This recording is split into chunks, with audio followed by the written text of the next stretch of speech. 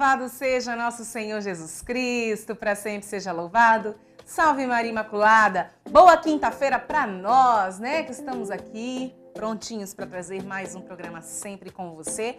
Para você que está em casa e também uma boa tarde para você que está acompanhando o nosso programa mais um dia. E hoje aqui nós vamos rever um artesanato daqui a pouquinho, que é o fuxico com a Isabel Lopes. Você vai aprender a fazer fuxico, mas é o fuxiquinho, tá? O artesanato, não é fazer fuxico da vida dos outros não, gente. Então daqui a pouquinho nós vamos rever esse artesanato muito bacana aqui do nosso programa. E também vamos ter uma entrevista com o Dr. Rodrigo Correia sobre crime de importunação sexual. É isso mesmo, gente. Agora, esse negócio de assédio no ônibus, sabe? Contra as mulheres não pode mais, é crime. Nós vamos falar daqui a pouquinho, então, com o Dr. Rodrigo Correia, que vai bater um papo com a gente aqui no nosso programa, explicando sobre esse assunto, tá bom? Quero agradecer mais uma vez a Boutique Nancy Maia, que me veste mais um dia aqui no nosso programa. Boutique Nancy Maia, que fica na Rua Mirante Sadoc Sá, número 168, no bairro Copa Fé. Telefone de lá, 3326-1138. 3326-1138, Boutique Nancy Maia. E também agradecer a Maria do Rocio, representante Tracta Cosméticos no Mato Grosso do Sul. Ela que, junto com a gente aqui, forma essa parceria muito bacana com a TV Imaculada Conceição. Nos fornece também os cosméticos da Tracta de excelente qualidade. Aliás, se você tem uma loja, né, uma representação de produtos de beleza, por exemplo, quer ter produtos Tracta aí na sua loja, entre em contato com a Maria do Rocio, tá aparecendo no telefone, é o 99604-5040, bate um papo com ela, tenho certeza que ela vai te atender com muito carinho, com muita atenção, viu? E então um beijo grande para a Maria do Rocio também, a nossa grande parceira aqui no Sempre com Você. E agora eu quero, junto com você, rezar, né? Rezarmos entregando a nossa vida, o nosso coração, o que temos, o que somos no coração de Jesus, por intercessão da Virgem Imaculada. E São Maximiliano Kolbe, nosso fundador, nos diz assim: todos anseiam pela felicidade, aspiram a ela, mas são poucos os que a encontram, porque buscam ela onde não existe. Todos anseiam pela felicidade, aspiram a ela, mas são poucos os que a encontram, porque a buscam onde ela não existe. São Maximiliano Maria Kolbe. E quem aqui não quer ser feliz, né? Eu acho que a gente vive numa busca incessante da felicidade, de ter felicidade em nossa vida. Mas o ter felicidade não significa ser feliz, né? Nós temos a opção de sermos felizes e temos a opção também de estarmos felizes. Só que a gente está falando de felicidade como um estado, então significa que outros momentos não serão felizes. Então, significa que você ser feliz é você, independente das circunstâncias da vida, ser uma pessoa que exala felicidade. Independente das dificuldades. Talvez nós tenhamos vivido um tempo muito difícil. Estamos em tempos muito difíceis, né, gente? Em que conceber estar feliz, ser feliz, é algo tão grandioso que a gente não se acha merecedor disso. Porém, a gente prefere estar feliz porque, olha, hoje eu tô, amanhã eu tenho a possibilidade de não estar. E tá bom assim. Por que não buscarmos a felicidade? Por que não corrermos atrás daquilo que nos torna felizes, que nos faz felizes todos os dias? Né? Vai ter sofrimento? Vai ter sofrimento. Mas eu posso estar sofrendo, mas ser feliz no meu sofrimento. Porque eu entendo que aquilo ali é um estado, o sofrimento sim pode ser um estado, um momento que eu estou vivendo. Não pode ultrapassar as barreiras do meu ser, da minha forma de ser feliz. E aí Padre Kolbe diz para nós assim, que muitas pessoas querem ser felizes. Eu quero ser feliz, acredito que você também, né? Muitas pessoas aspiram à felicidade, mas são poucos que a encontram, porque a buscam onde não existe. A gente procura a felicidade, sempre a gente quer a felicidade de fora para dentro, né? A gente busca ser feliz se espelhando no outro, procurando no outro aquilo que falta na gente para nossa felicidade, em pessoas. Mas na verdade a nossa felicidade está dentro de nós. A felicidade ela é diferente, ela não é de fora para dentro. Existem coisas, fatores externos que contribuem para estarmos felizes. Aconteceu uma coisa muito boa com alguém e eu estou muito feliz nesse momento. Mas a minha felicidade, o meu caminhar de felicidade depende de mim, daquilo que está dentro de mim. Por isso que nós pregamos tanto aqui o cuidado com você mesmo, que isso não é nem um pouco de egoísmo. Muito pelo contrário, é amor próprio, é cuidar de você. Você é templo do Espírito Santo. Presente, obra-prima de Deus, cuidar de você. Porque quando a gente cuida da gente, a gente entende que para eu ser feliz, eu não preciso de fatores externos, mas eu preciso de fatores internos. E muitas vezes dentro de mim está tudo tão bagunçado, tudo tão estrupiado, tanta gente passou e fez tanto estrago que eu permiti, que eu não consigo encontrar essa felicidade interna. Né? Para que quando eu sair as pessoas falam, nossa, como essa pessoa é feliz, vejam a felicidade na gente. Por isso que Padre Kolbe diz que poucas pessoas encontram, porque às vezes mexer na gente, né, no nosso interior, no nosso eu, é difícil, incomoda, dói, machuca, né, desestrutura, faz a gente perder as estribeiras. Mas quando a gente vai mexendo e vai trabalhando isso em nós, aí nós vamos percebendo que a gente pode fazer, né, e ser morada da felicidade. Que não dependia daquilo que estava de fora, mas dependia daquilo que estava dentro. Às vezes é muito difícil, às vezes a gente está passando por um momento difícil aí de ansiedade, né, um transtorno de ansiedade, uma depressão. E aí você não consegue de dentro para fora nada e nem de fora para dentro, né? Momentos tristes. Talvez seja a hora de você procurar esse tratamento de você mesma, procurar os cuidados para com você mesma. E você sabia que a espiritualidade está presente como um grande... A espiritualidade, na verdade, ela tem um grande papel na nossa recuperação? Não significa que a gente vai somente falar assim, segura na mão de Deus e vai.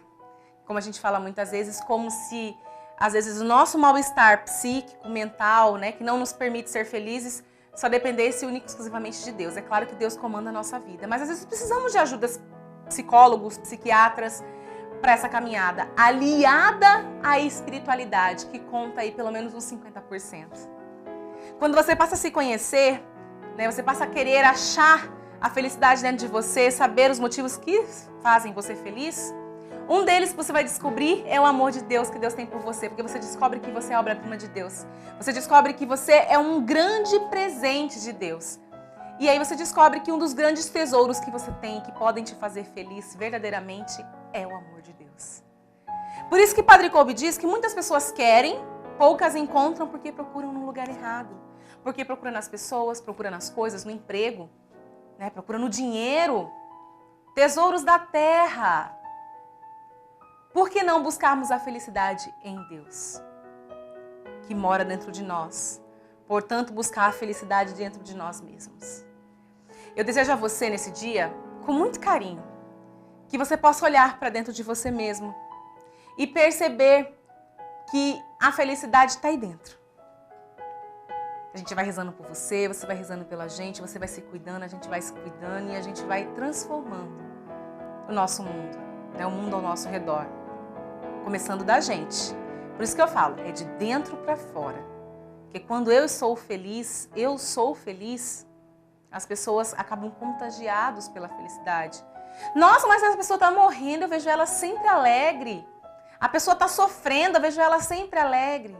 É porque você tem uma felicidade que você descobriu, que vem de dentro para fora, que vem de dentro dessa obra-prima que é de Deus, desse amor de Deus por você. E é o que eu desejo, que você possa fazer essa descoberta, ou redescobrir isso em você. Por isso, peçamos a intercessão de Nossa Senhora sobre nós, a Mãe Maria Santíssima. Ó Maria concebida sem pecado, rogai por nós que recorremos a vós e por todos quantos não recorrem a vós, especialmente pelos inimigos da Santa Igreja e por todos quantos são a vós recomendados. São Maximiliano Maria Kolbe, rogai por nós. Imaculada Conceição, rogai por nós. Voltamos com o nosso programa Sempre com Você. Bem-vindo você que ligou agora a televisão e ligou aí na TV Imaculada Conceição. Nós estamos no nosso programa Sempre com Você, nessa tarde de quinta-feira. E hoje vamos conversar, né, com o Dr. Rodrigo Correia, advogado. Mais uma vez está aqui com a gente, disponibilíssimo sempre. Sempre que puder, querido. Ele sempre precisar. Sempre que puder, né? Até hoje ele não negou, viu, gente? A informação pra gente, não negou nenhuma entrevista. E hoje nós vamos falar sobre crime de importunação sexual, que na verdade é uma lei meio recente, Exato. Né, Rodrigo? Agora de setembro. Agora. E a gente tem visto muitos casos aqui em Campo Grande, então, né, dos caras dentro do ônibus, abusando mesmo, né, das pessoas. Então eu quero saber de você primeiro, né, o que é esse crime de importunação sexual? Então, Antoniela, é porque houve uma mudança no Código Penal em 2009, onde agrupou o crime de estupro com atentado violento ao pudor. E aí isso foi agrupado no artigo 213. Aí ficou uma coisa só. Então, como é que era esse título, né? Constranger alguém mediante violência ou grave ameaça à conjunção carnal ou outro ato libidinoso. Então tinha que ter a tal da violência. Você lembra que um belo dia a gente conversou aqui no programa sobre aquele caso lá do Rio de Janeiro, né, que o camarada estava dentro do ônibus também, importunou sexualmente uma moça? Sim. E aí a discussão era se era estupro ou não era, aquela coisa toda? Então, não era estupro, por quê? Porque eu tinha que ter aquela violência ou uma grave ameaça. E o camarada ele só encostou, né, aquela famosa encostada dentro do ônibus, não tinha como encaixar como estupro. E aí, por causa desses casos, onde chegava a autoridade policial, ela não conseguia encaixar, né, dentro do estupro, e na hora de julgar o juiz não aplicava estupro, mas aplicava uma importunação sexual, que na verdade era uma contravenção que dava meses só de prisão, aí foi criado esse crime de importunação sexual. Então é a Lei 13.718, que alterou o Código Penal inserindo o artigo 215-A. E aí o texto, ele é o texto do estupro, só que sem a violência ou grave ameaça. Ó, ficou bem assim, ó. É praticar contra alguém sem a sua anuência ato libidinoso com o objetivo de satisfazer a própria lascívia de terceiro. Então, por exemplo, já se encaixa aqui aqueles assédios que acontecem no ônibus. Que como não tem violência, né, a moça está parada, o camarada vai encostando nela, justamente com esse intuito, né, de um ato de libidinoso, e aí você consegue encaixar aqui. E aí a pena é de 1 a 5 anos de prisão.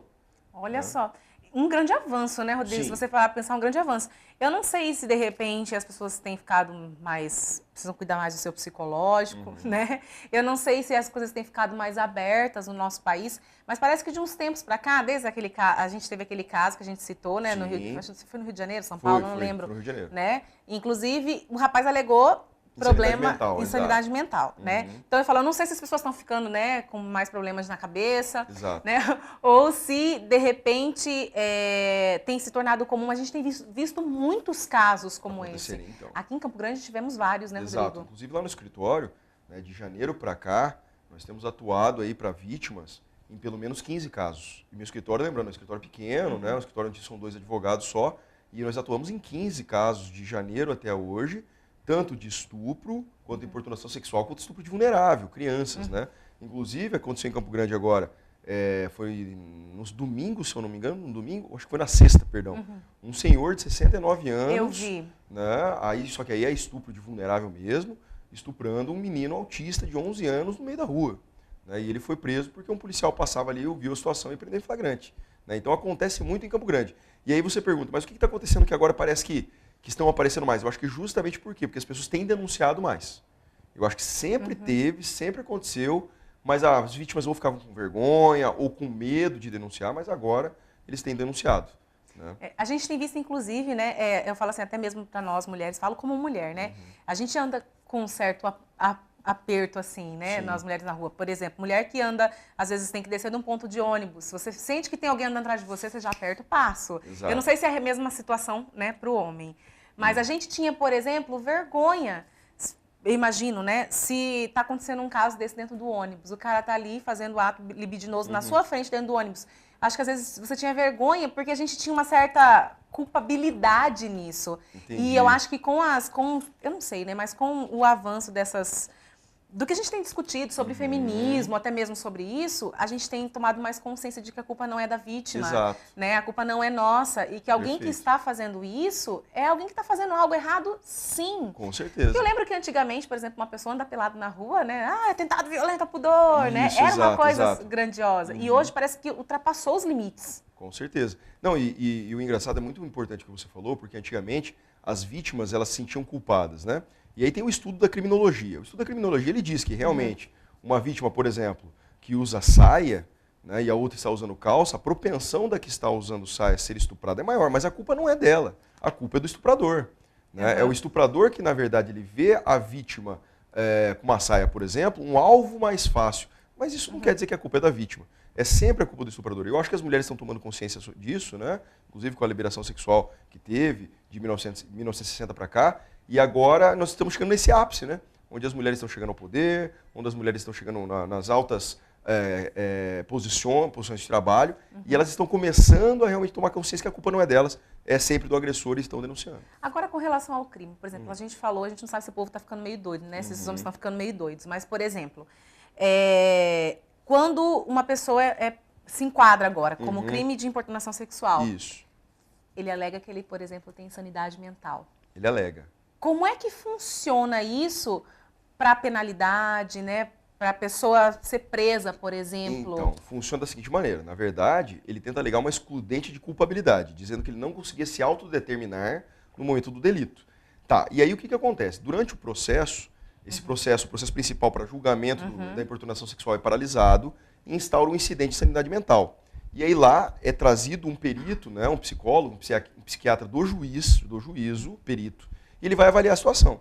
E eu lhe digo, Antonelli, é muito difícil o camarada enganar um psiquiatra. Porque o psiquiatra não é contratado por ele para provar. O psiquiatra é do juiz. E aí, assim, para ele provar realmente que ele é insano, ele tem que apresentar já um histórico, né, de esquizofrenia ou algum problema. Por exemplo, tem um cliente meu, né, que ele está sendo acusado do crime, mas ele realmente é esquizofrênico. Só que assim, ele vai ser tido como esquizofrênico, né, o laudo já saiu, só que a esquizofrenia não exclui a culpabilidade. Então o que acontece? Ele será condenado, mas ele vai receber uma medida de segurança. Que eu não sei se é pior ou melhor, porque o crime, se ele pega uma pena de 4 anos, ele cumpre e sai. A medida de segurança ele só sai do manicômio judiciário se ele melhorar. Ou seja, se ele ficar melhor da esquizofrenia que ele alegou que foi o condutor do crime. Só que se ele não melhorar, ele fica preso. E não tem tempo. Você entendeu? Então, se o camarada alega a insanidade mental, é uma faca de 2 gumes. Porque se ele conseguir excluir a culpabilidade, ok. Agora, se ele não excluir a culpabilidade, ele vai para o manicômio judiciário. E ele só sai se ficar bom. E aí, como todo louco fala que tá bom, né? Não sai de jeito nenhum. E aí, entre você falar e isso ser provado, né, Rodrigo? É bem difícil. Agora, Rodrigo, você estava falando que agora tem esse tempo de prisão de 1 a 5 anos e tudo mais, né? Como que isso era antes? Ou isso não era nem julgado? Não, isso aí, como eu falei, ele era uma contravenção penal. Só que a contravenção penal, que era de ato atentatório ao pudor, né, a pena era de 3 meses a 1 ano. Só que como esse crime é de menor potencial ofensivo, não é o crime da contravenção penal, perdão, ele é tido como um crime de menor potencial ofensivo, ele era julgado... Porque não teve conjunção carnal? Não teve conjunção carnal. Só que assim, na verdade ele era tido, como não conseguia encaixar no estupro, ele não era tido como uma violência contra a vítima. Ele é tido da mesma coisa que sair pelado correndo na rua. Entendi. Você entendeu? Né? Então, o que acontece? Pode parecer brincadeira, a pessoa encostou, mas era tido como isso, porque não tinha um tipo penal para encaixar. E aí, como era um crime de menor potencial ofensivo, era julgado em juizado especial e aí dava cesta básica. Então o camarada pagava 3 cestas básicas ou uma prestação de serviço comunitário e ficava por isso mesmo. Agora não. Agora é um crime e como é um crime sexual, ele é um crime hediondo. Então ele é julgado pelo juiz, não do juizado especial, mas da justiça comum. E aí essa pena fixada de 1 a 5 anos, ela será cumprida de 1 a 5 anos. E lembrando que essa gradação de 1 a 5 vai depender justamente do que ele causou na vítima. Porque, por exemplo, vamos dizer que ele encostou na vítima dentro do ônibus. A pena provavelmente vai ser mais próxima de 1. Mas se for aquele caso lá do Rio de Janeiro, né, de São Paulo, que a gente falou, que o camarada ele chegou a ejacular na vítima, a pena será mais próxima de 5. Entendeu? Então, assim, essa gradação quem vai dar é o juiz. A lei deixa em aberto para o juiz, na hora de avaliar o caso concreto, ele poder definir se a pena é de 1, ou é de 5, ou é algo nesse meio, dependendo da gravidade da importunação. Isso quando consegue pegar, né, Rodrigo? Que a gente também tem casos, por exemplo, de motorista de ônibus abrir a porta para a pessoa sair. É isso, para a pessoa correr. Exatamente. Né? A gente viu em vários lugares isso. Até a gente, agora que é crime, a gente conta até com esse apoio dos próprios motoristas de ônibus. Com certeza. Né? Das pessoas que virem não se absterem disso. Exato. Inclusive a própria Constituição Federal e o Código Penal também, ele permite que o civil, né, que não seja policial, seja o cidadão comum, que ele prenda em flagrante. Então isso pode acontecer. Agora com os celulares, né? Exato, tá muito fácil. É mais fácil, né? Porque assim, se você tirou a foto do importunador, levar para a polícia identifica fácil. O problema é quando fica lá aquelas identificações lá, que tem que fazer desenho, aí não sai uma identificação correta. Mas você tem uma foto do agressor e o policial vê na rua, acabou. Agora ele sai dali então direto para ser preso. Direto para ser preso, preso em flagrante. Agora, Rodrigo, o que mudou nos casos de estupro e sobre divulgar cenas de estupro? Então, o estupro, na verdade, agora o que mudou foi no que tange ao estupro de vulnerável, né? Então, antigamente, lá antes de 2009, quando um menor de 14 anos era estuprado, dizia-se que presumia violência.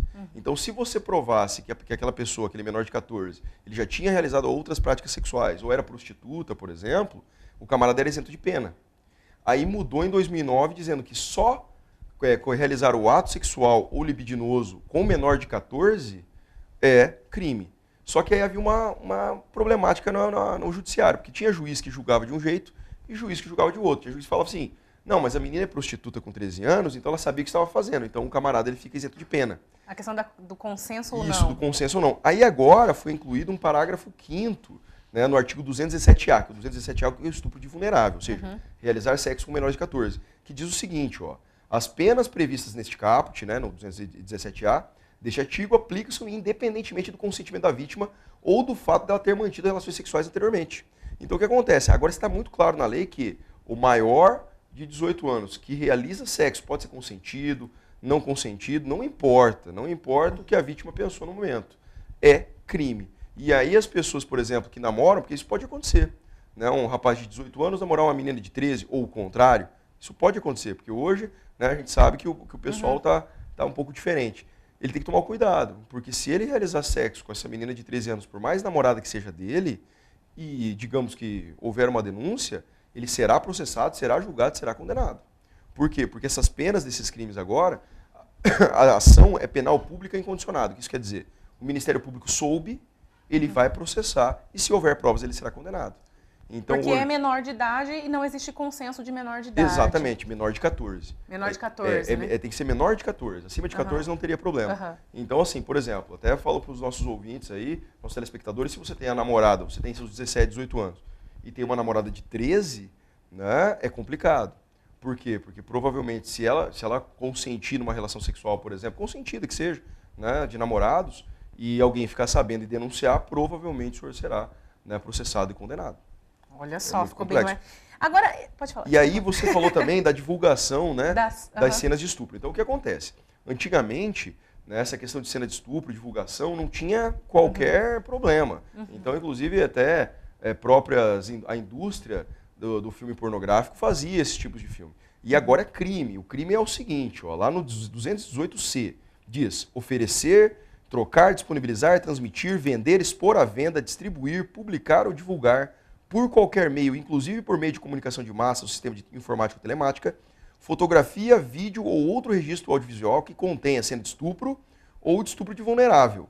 Então, esse é o que faz sua apologia. Então, se, por exemplo, uma indústria do filme pornográfico quiser publicar cenas de estupro simulado, né, para vender, alguma coisa assim, é crime. Fora quem, por exemplo, filmar um estupro e divulgar também nas redes sociais ou WhatsApp. Então, o crime, a pena dele é de 1 a 5 anos. E atrelado a esse crime, Antonielli, agora nós temos também a divulgação de cena de sexo sem consentimento. Então, ou de nudez, que é o famoso, né, que nós temos aí nas redes sociais, o famoso nudes.